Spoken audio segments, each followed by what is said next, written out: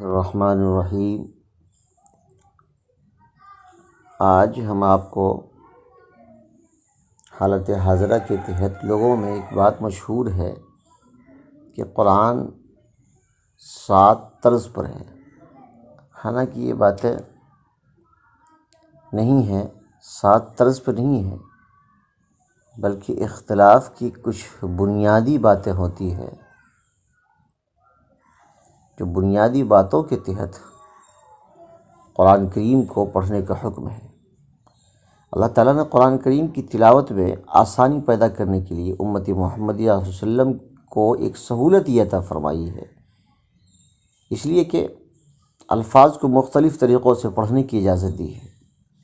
بعض حضرات کی دانت ٹوٹے ہوئے ہوتے ہیں یا اور کوئی پریشانی ہوتی ہے، اس کو پڑھنے میں پریشانی ہوتی ہے، جس کے مد نظر رکھتی ہوئی یہ سب ساری چیزیں کی گئی، کیونکہ بعض اوقات کسی شخص سے کوئی لفظ ایک طریقے سے نہیں پڑھا جاتا تو اسے دوسرے طریقے سے پڑھ سکتا ہے۔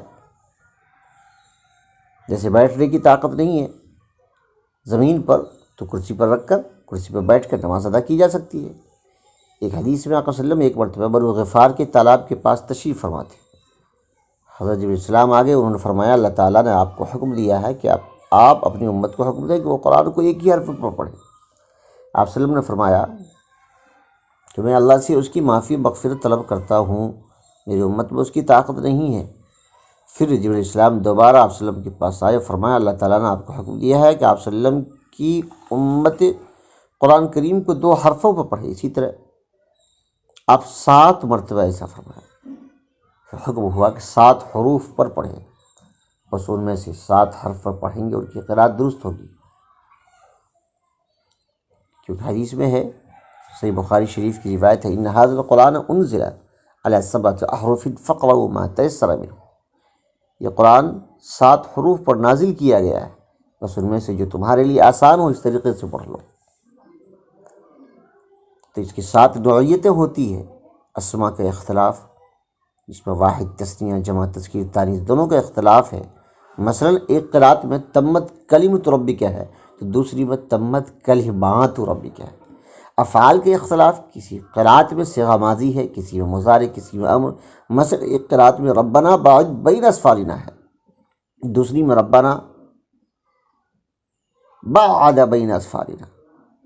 وجوہ اعراب کا اختلاف ہوتا ہے، جس میں اعراب یا زبر زیر پیش کا فرق پایا جاتا ہے۔ مثلا لا یضار کاتب کی جگہ لا یضار کاتب، اور ذو العرش المجید کی جگہ ذل العرش المجید۔ الفاظ کی کمی بیشی کا اختلاف، کہ ایک قرأت میں کوئی لفظ کم اور دوسری میں زیادہ ہو۔ مثلا ایک قرأت میں تجری من تحتی الانہار ہے تو دوسری میں تجری تحت الانہار۔ یہ دیکھیے من کا حذف ہو گیا، من کے زیادہ نہیں ہے، پہلے میں زیادتی تھی۔ تقدیم و تاخیر کا اختلاف، کہ ایک قرأت میں کوئی لفظ مقدم ہے دوسری میں مؤخر۔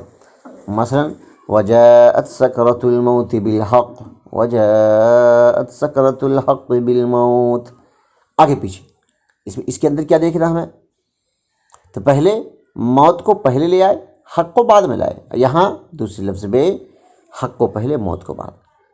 تو بدلیت کے اختلاف، نمبر 6 میں بدلیت کے اختلاف، ایک قرأت میں ایک لفظ ہے، دوسری قرأت میں اس کی جگہ کوئی دوسرا لفظ، مثلا ننشزھا ننشروھا، نیز فتبینوا فتثبتوا، طلح طلع۔ نمبر 7 لہجوں کے اختلاف، جس میں تفخیم، ترقیق، امالہ، مد، قصر،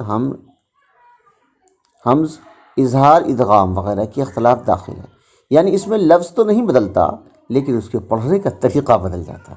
مثلا موسیٰ کو ایک قرأت میں موسیٰ کی طرح پڑھا جاتا ہے۔ بہرحال اختلاف قرأت کی 7 نوعیتوں کے تحت بہت سی قرأتیں نازل ہوئی تھیں، اور ان کے باہمی فرق سے معنی میں کوئی قابل ذکر فرق نہیں ہوتا تھا، صرف تلاوت کی سہولت کے لیے ان کی اجازت دی گئی تھی۔